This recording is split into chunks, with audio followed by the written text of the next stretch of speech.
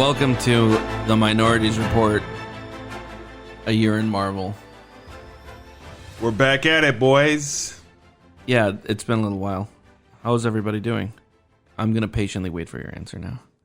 Well, how are you? What's up, Aunt Elk? We're doing back. We're doing Loki today. We're doing Loki. We're gonna break this up. We're gonna do the first 4 episodes of Loki, and then we're gonna do the next 4 episodes of Loki. Is there gonna be 8? I hope. Yeah, there's 8 episodes for sure. Okay. And so basically, we're gonna cut it in half and do it. By the next show, we'll probably figure out a better schedule by the next show, so that we can have a more religious release schedule like we did last time. Yeah. You think so? Yeah. The consistency of the last 2 shows was because it was released on Friday. Yeah. And the Wednesday release really kind of threw a wrench in this whole thing because of when we're able to meet. We both have full-time jobs. So I'm just kidding, but it's just a lot easier to record when it's on a Friday rather than on a Wednesday. So that's why we were a little weird on this one, but we will be releasing our coverage. So also, I think it also matters just how much stuff is out, because like when we were doing that stuff, there wasn't as much stuff, but now it's like Loki's slamming down, the movies are slamming up, plus we got Black Widow right around the corner. Yeah, we'll be watching Black Widow at the end of this week and then talking about it this weekend. Sure, so, I mean, that's the thing is, like, you know, you guys, I hope you're a little bit flexible with us. I know a few people reached out to me and reached out to Antonio as well, just like asking us where we're at here, and we're definitely not abandoning it. It's just we have to manipulate how we're going to release it. Yeah. One day, maybe in the future, we'll be full-time podcasters. That'd be cool. Yeah. And then everything will be out on schedule because we'll have all the time in the world. But until then, we do this around full-time jobs. So yeah. And until we make it as, like, you know, weather podcasters, because I figure that's where we're going to make our niche, is our weather podcast, when we talk about today's weather, tomorrow's weather, and the weather of the future. That's a stupid thing to say. Yeah, I know. All right, so Loki, we're halfway through the first season here. So let's talk a little bit about what's going on with the show, hey? Yeah, so episode 1, did you like it? Yeah, let's start off with episode 1, obviously, because that's the first episode. It was, I'm trying to recall everything that happened in there. That's when he's first caught by the... he's caught by the Avengers, and then he shoots himself off with the Tesseract.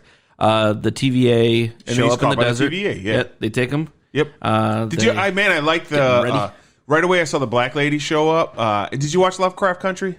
No, I didn't. Okay, she's one of the stars from that. She was definitely a breakout in that show. Probably one of the better actors that was on there. She showed up, and I was like, "Hey, familiar face. I like this lady. So let's rock." Yeah, she. I think I've seen her in some stuff already. Sure. Because she seemed familiar, but the performances were great. The one thing I didn't like about that episode was the DB Cooper thing. What was that? So he's going through like the things he's done. Yeah. And then he shows them a little clip of when he was DB Cooper, jumping out of an airplane as a bat to Thor. That was a big disappointment for me. Why? Because going into this, I had seen the trailers. Yeah. And they had shown that scene, and I was just like there was obviously it was very DB Cooper, and people were just like, DB Cooper, like, is this going to be like a thing like Quantum Leap style where he's just like a bunch of different people in history type thing? Yeah. And that was just like a fun idea. Interesting. I didn't necessarily need that to happen. But the fact that it was nothing at all is where I was just like, oh, this is just what would help? red herring. Well, the thing that would help with that a lot is if you were... Stop watching trailers. Yes. Yeah. So be like me and not watch trailers. The not watching trailers thing, to be honest, I like the hype. I like feeling hype. Of course. And so, I mean, that's why they make trailers, to hype you up. And I do like the hype. I appreciate living in that hype.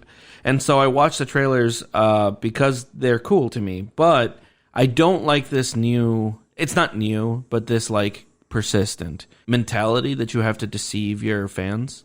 I'm really against this. I don't think everybody does that either. No, Disney does. Disney does. There's a few others. Like I remember 1408 had like complete scenes in the preview. That was a movie back in the day with Cusack and Sam Jackson, the Stephen King based thing, and they were like complete like minutes of the trailer that were never in the movie. I know that movie. I think. Yeah, 1408. It's about he's a writer, and then he goes to that hotel room, and Sam Jackson like a really haunted hotel. Yeah, exactly. I think I remember. Writes about haunted shit. Yeah. So, yeah, it was a pretty bad movie, but in general, most Stephen King movies are pretty bad. But it's just like this idea that you have to like deceive. That you have to go against the expectations, you know? Yeah. And I really hate that. I don't know. I don't hate it. I get why it can be frustrating, though. I don't. Since I don't watch trailers, I don't give a fuck. So yeah, but that's not just trailers. They did it a lot in WandaVision. That was my main complaint with WandaVision. That they were just like, here are all the cool things that are happening, and everybody was just like, dope, cool things. And then at the end, they were just like, you don't get cool things. Yeah, I know. We talked about that before. I love the internet trollish people that were like, you thought you were getting something like that. That's what you get for thinking. And I was like, I think to myself all the time, like, you piece of shit, you were thinking that too. And I only thought that because you told me to think it. Right, and now you want to show off and be like, I never thought that. Yeah. But that was the only problem that I have with it. Otherwise, the setup for the TVA in its like design was very cool in that first agreed episode. It was very like, I like that retro future kind of look. The ambiance was cool. I found everybody, including Loki's performances, to be fun. Because I just like the Loki character, so that was just cool to get more Loki. Yeah. And I really liked watching him watch himself die. Yeah, that was cool. Yeah. When he kind of just like, you know, he had some amount of real-time MCU character development all crunched down into a 5-minute scene where he just watches everything happen real quick. Yeah. He's just like, oh, you're not this Loki, but let's catch you up to being this Loki real quick so that we can have a better continuity. I think that's funny too. Like, I think it was in part like I like that scene too because it's before this he's still technically bad guy Loki. He hasn't had his Thor 2 redemption arc yet. So he is this like guy who thinks he's smarter than everybody else, and he has these insane ambitions that will be answered, and just find out that like, no, you're just someone more powerful than you is going to crush you. Yeah, so. You literally straight up die, right? Exactly. And you fuck up the entire time. Yeah, I thought that was cool too. And so it allows for a different Loki. But so then we find out, of course, that the TVA Owen Wilson, man, Owen Wilson he is like Sean Connery now. Yeah. He cannot act. He's just Owen Wilson. And if you want Owen Wilson, you hire Owen Wilson, sure. right? Because there's no difference from when he wasn't here to when he was like in Wedding Crashers to what he's like in one of those, what are the Wes Anderson films. Sure, He's the same person in all these things, even though they're wildly different things. He's just him. Yes. And that's fine because they're like back and forth and their relationship, their friendship, you know, some friendship is very cool. I like his character. I think that it's a very chill foil to Loki's grandiose kind of on-screen persona. I think so too. And I you know, it's funny that you mentioned that. I like that a lot because it's like the perfect counterpoint, because like you know, I'm not going to get into a Warhammer tangent, but like reading some of the Warhammer books, there's some great stories about like the Emperor's children fighting against the White Scars, and how the Emperor's children are just like taunting him and saying all these things, and the White Scars, they're Asian, so they're just like, I don't give a fuck, and they just keep doing what they're doing, and it like pisses off the Emperor's children more and more and more that they won't like fucking react, and they're just these calm fucking dudes that just do. And that's what, and because I also like the fact that like so that we can move kind of in the second episode, we find out quickly that it's another Loki that this crew is after. So into the second episode we go, and I love that like they're going after this Loki, and Loki's like, here's what's going on, here's what's going to happen, I'm going to help you all. And for like a second you're like, oh shit, like he's like actually helping, and Owen Wilson's like, that's all bullshit. And like I liked that because before that, Owen Wilson looked like he might be duped by these like these situations, and he was kind of even setting himself up like, hey, you can dupe me and shit. And then it's like, no, I got you. I like that he is almost. He's allowing Loki to be himself, just so that he can read, you know, as much as possible out of the character that he's playing. And then he's just like, okay, and we're done with this. And he just walks out. Exactly. I really like that. Did you catch that Oshkosh, Wisconsin? Yeah, I hated that. Why? Because like the only place we have like that is in Bristol, Wisconsin. Sure. So that was a misrepresentation of Wisconsin. Well, you know, a part of me hoped that maybe the Bristol Renaissance Fair moved south. In like the 80s, the 70s, they were up there.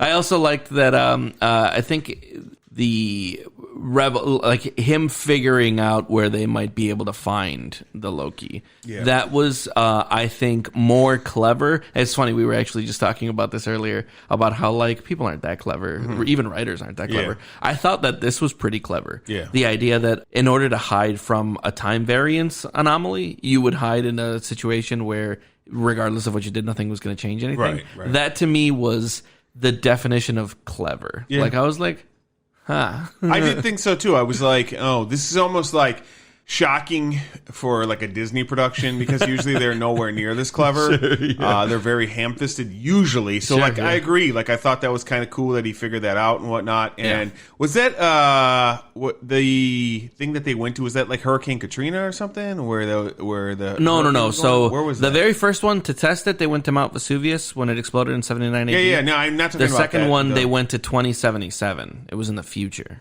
With the rainstorm? Yeah. Oh, that was a future hurricane during the collapse of the planet. Okay. Due to like climate change and global warming and all that. So they had it was like in like Kentucky or Indiana or some shit. Okay. Like that. All right. Cool. But it was 2077. It was in the That's future. fine. Okay. So because I didn't really catch where that specifically was. I thought it was like Hurricane Katrina or something of that nature, and that was like a little area. No, it's like 50 years from the future. Okay, that's fine. That's fine. Yeah, because of the bubble gum thing, that gum existed in the future. Yeah.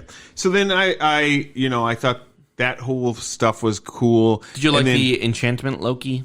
Yeah, I liked the fact that it's a different power Loki, but like he's aware of, like Loki's aware of the powers that like other Lokis could have, kind of. Yeah. But like to see it in action is kind of cool, you know.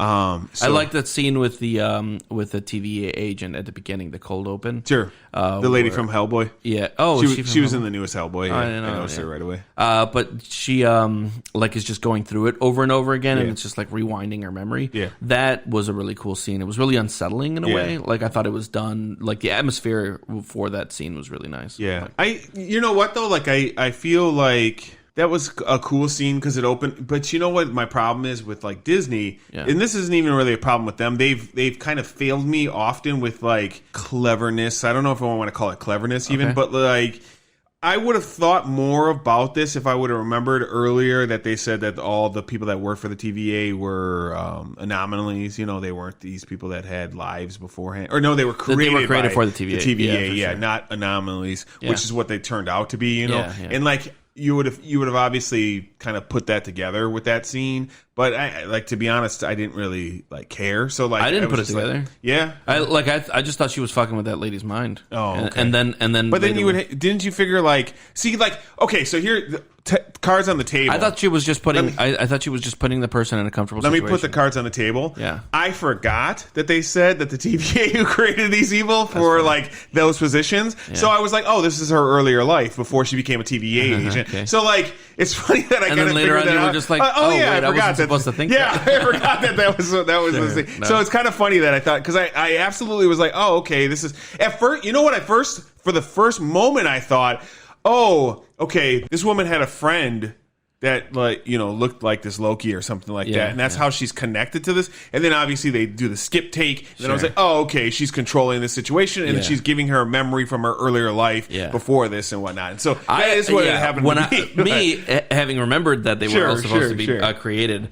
When I was watching this, I'm just like, oh, so she's like putting her in a comfortable situation, trying to lull that out. That makes sense. Which I later, when she was just like their variants, I'm like, oh, that's so cool. That was another like clever fucking thing. Yep, I agree. So basically we go through that stuff, and then they go to... Then in episode 3, so at the end of episode 2, he runs through the portal with her. Yep. In episode 3, they run into the TVA. They have a little bit of a fight, and of course it's revealed that it's a female Loki. Yeah, it's chick Loki for sure. So. And then they try to invade the TVA. They get caught. Loki teleports them into another doomsday scenario. And then they have to like explore this planet and try to get off of it. Yeah. From what I hear, the bigger critiques were from this episode. Yeah. How did you feel about this? I didn't like it. I thought it was pretty much boring for the most part. Just like, okay. So like the reason I find this boring. And I don't want to reveal my hand about the entire show too much. Yeah. But we've already had Loki's redemption arc and Loki's... And that's what you saw this? I saw this as like episode. Him start to realize his effect on life and things of that nature, and how he has been this character who's this troublemaker or whatnot, but it's he's starting to have guilt over the things he's done and whatnot. And that's what a lot of this episode was to me, and even the next one. I don't want to jump into the fourth one, but a lot of that was this, and him screwing up over and over, and it costing this person, even costing himself, because it's, a female version of him. So, I'll get to that in a second, sorry. Sure. But so it's like his actions are costing him on his other self, from being able to accomplish. So that's I liked this episode. Sure. I had watched it before I heard any criticisms of it, and the thing that it won't surprise you even in the slightest as to why I like this episode was that specifically it was very meandering, and I just got to take my time with the characters for a little while. I got to just see them be themselves. Yeah. And there was stuff happening. They were being them. The plot was technically moving at a slower pace, sure. But I like episodes that just let me enjoy the characters. I don't like breakneck speed stuff. I don't need to get to the end. I really thoroughly enjoy the journey, even if the journey for a couple of episodes is meandering. In fact, I really enjoy when they throw in a series an episode or two where I just get to see the characters be the characters without having to be moving to the next thing. And this was ideally that. And it gave them an opportunity to kind of have to fight together, to kind of have to work together and think together. That was kind of cool. Watching them break the ice as two different variations of the same, idea, I don't even know if character is the right word for it, because a variant Loki is such an entirely different thing. Sometimes they don't even have the same, birthing, they're just technically Loki in some way. And so it just seems more of like an idea that they share, like some common idea. Sure. Rather than any kind of commonality as far as origin point. And so I like that they kind of, talked about their pasts and just got to be people with each other. And it made what happened in the fourth episode a little less jarring, because it was a little jarring regardless. But it made it a little less jarring for me. I think that without that, it would have been completely ridiculous. What do you mean? When they kind of... Okay, so then in the fourth episode... Well, okay, so at the end of the first episode... So I want to point out, too, in the third episode, I think I would be on board with you if it wasn't Loki, the character that we are meandering with. Okay. Because, to me, that's just like if they made, another Thor movie or a Thor show, and then we meandered with Thor for, a fucking entire episode. To me, that's pointless, because... Doesn't that, Wait, so Wanda or Falcon... I'm going to explain my WandaVision, Falcon, Winter Soldier, those are characters we haven't spent a ton of time with. We've spent a ton of time with Loki throughout the MCU. He's in every Thor movie a lot. He's the sidekick in every Thor movie. He was the main bad guy in Avengers. He was, in Infinity War for the beginning. I know there wasn't a much, but so he's had his time to develop and us understand this character. Now I realize it's technically a variation. He's not really a variant. I know he's not really a variant. He's the same Loki, just on a different step path. Whereas she's another dimensions Loki for the most part. She's entirely different. Yeah, but him having time to himself is kind of like in Thor Ragnarok, where Thor was just kind of meandering on the the invincible world or whatever, the champions world or whatever. Sure. Because sometimes you just want to see a character be a character for a little bit. Things don't need to be happening.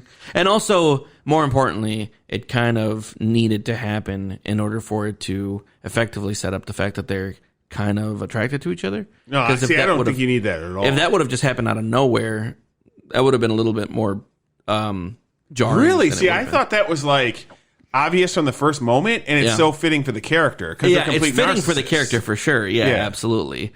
But I don't know. I felt like it was just better to have an episode where they kind of get to know each other a little bit before they're just like, I don't know, man. I feel like it's like that Seinfeld episode, which you didn't watch, where Seinfeld falls in love with a female version of himself because like the only person he could actually love is himself. Yeah, for sure. You know, so, and then they end up, they get engaged in the show, they get engaged, and then a couple weeks go by, and then they both realize that they hate each other, and then at the same time they break up with each other, like, I hate you together. And so that's, funny. Yeah, so, and so the fourth episode? Yeah, so they get recaught by the TVA. Yeah, they get recaught by the TVA because they kind of fall for each other, and that's such a weird universal anomaly that they're able to find themselves. Yes.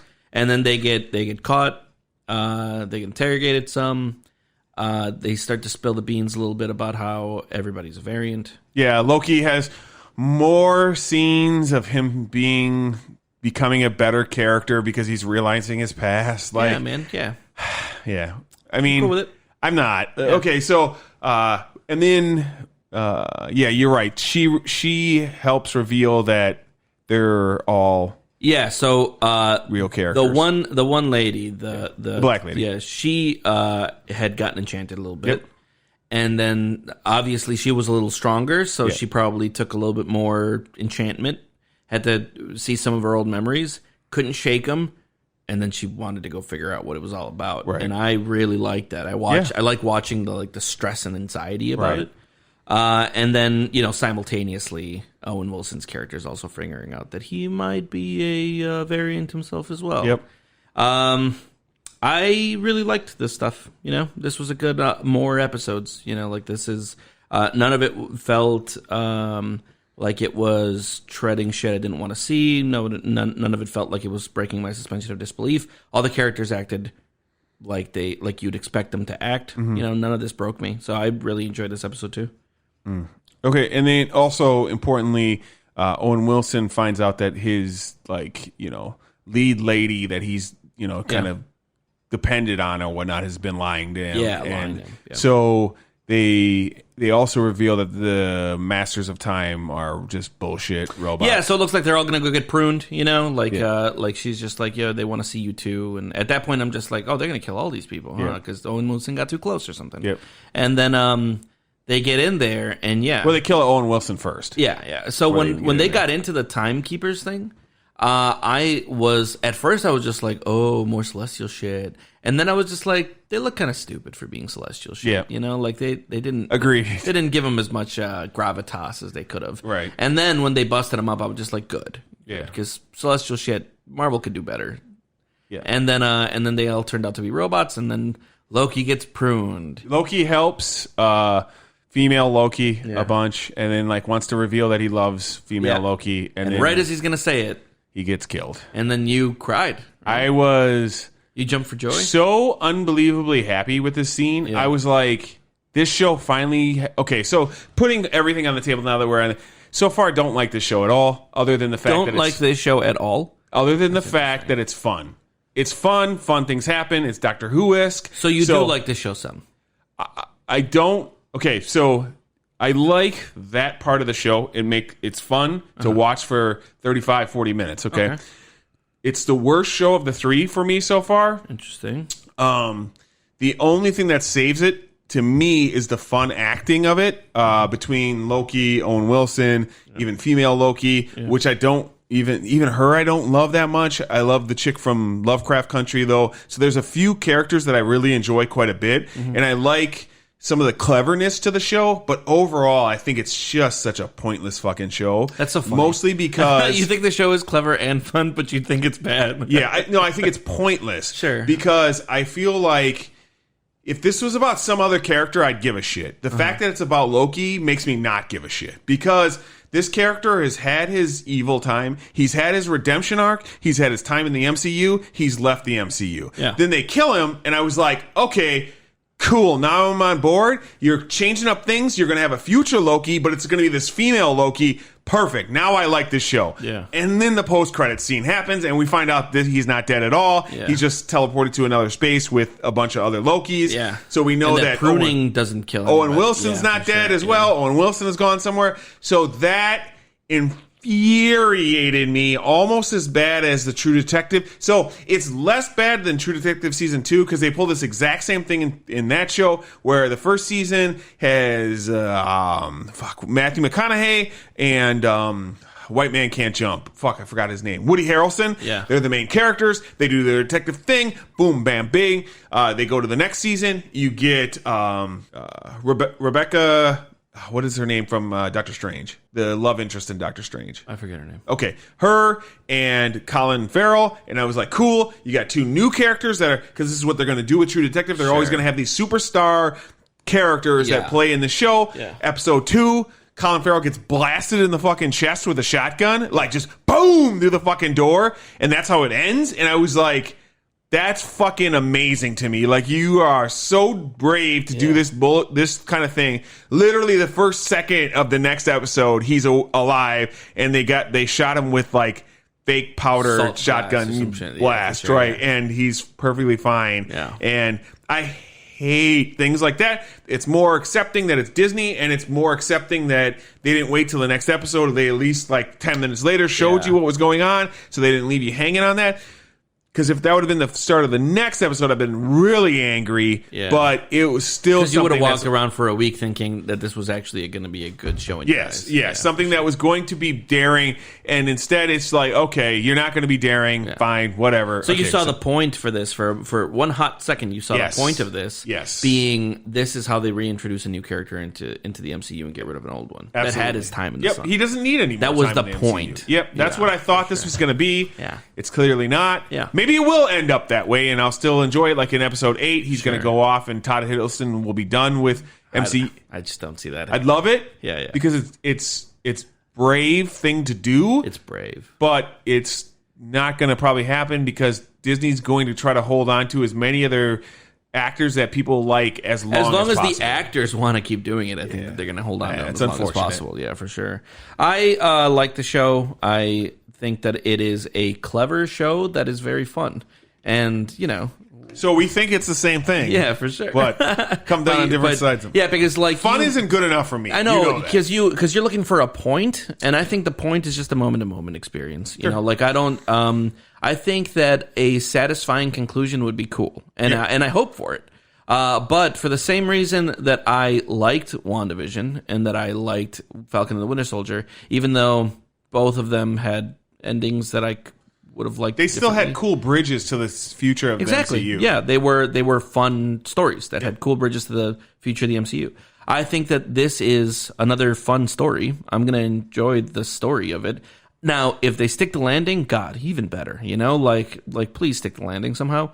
But if you don't, I've enjoyed 4 episodes so far, so at least that'll be it. I don't know. I find at this point it hard to say anything bad about a show that I've been nothing but enjoying. Even in the meandering parts. See, I think that's probably we've had 4 episodes. I had one that I loved, one that I thought was pretty good, one that I thought was bad, and then one that I thought was fine until the post credit scene. So and then that made it bad. So they've had 4 episodes, and two have basically been bad to me. One's been fine, and one's been good. So I don't know how I could give that a good grade. So the next episode, the one that comes out tomorrow, is going to have like Loki from the Young Avengers, the old man Loki from the original comics. Yep. Like an alligator version of Loki. Yep. There's just going to be black Loki. And a black Loki. Yeah. So there's going to be a bunch of wacky shit still coming up, so as long as, and it looks like in that scene where they're all kind of there, like they're in fallen New York, like you can see Stark Tower behind them and shit.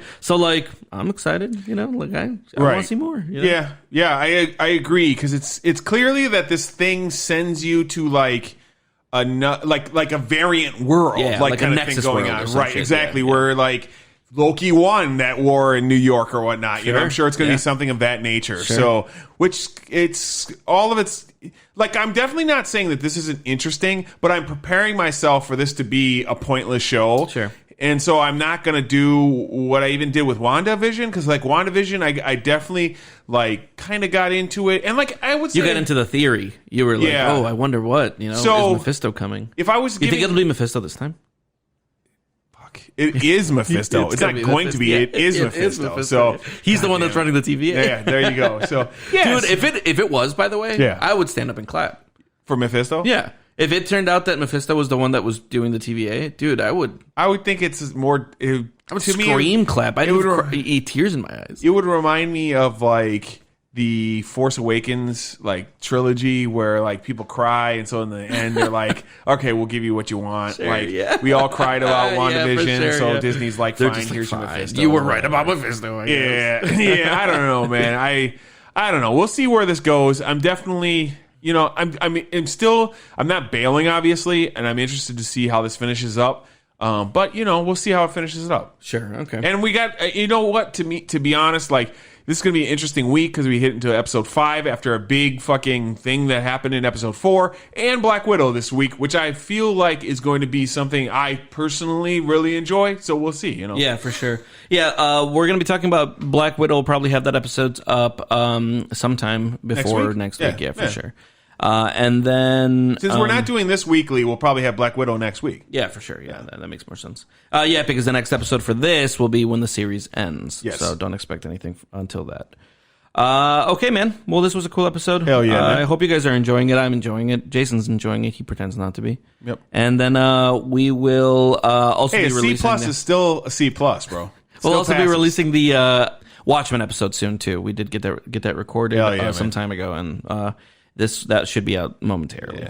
Yeah. All right, everybody. See you next week for Black Widow. Boom. Spy shit. She's going to come back in that movie. She's going to be alive again. And a totally normal member of the MCU again. I'm done with Marvel.